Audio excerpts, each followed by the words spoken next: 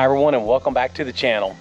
Have you ever made a purchase, maybe on a car, that probably wasn't the smartest move?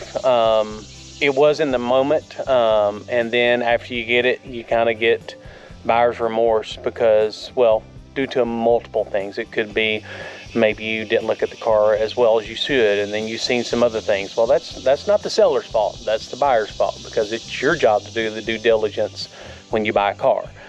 But some things you really need to think about is, well, especially with buying a classic car, say like this, or a Fox body, or anything that's going to be a car that may not be, you know, driven daily, for example. Well, we kind of bought this car on a whim. Loved the car. Wife really wanted it.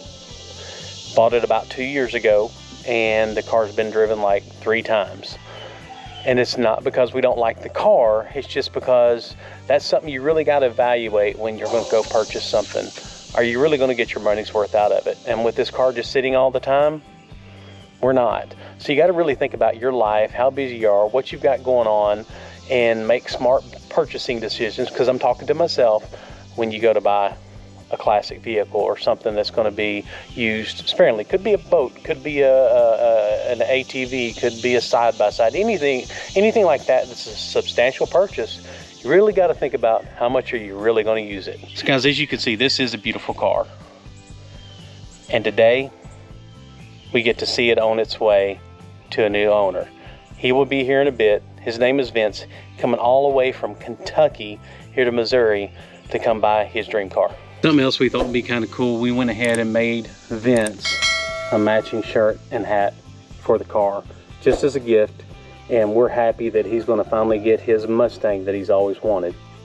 Now guys, as a seller, and you're dealing with, you know, especially when you're selling something like this, you're going to get a lot of inquiries. Just be prepared for that. Don't be the guy that's the douchebag. Also, a lot of guys are going to want to trade toys for toys. In our economy today, maybe they don't have the cash to be able to spend a vehicle like that. I'm always open to entertaining trade offers, because who knows, might be something I think is really cool, or people might be willing to trade something that's in your favor. So I'm not telling you how to do things, but I am telling you it's always interesting. And look, you can kind of weed through the serious people and the people that just want to bother you, and that's okay.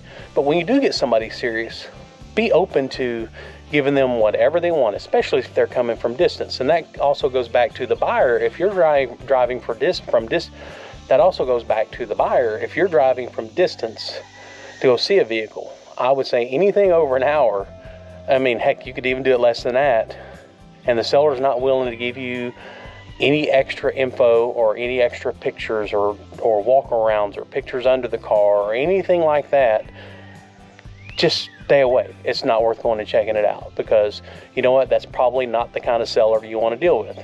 With that being said, Vince, he wanted interior walk-arounds, he wanted exterior walk-arounds, pictures of blemishes, any questions that he wants to ask, I should be open to answering them.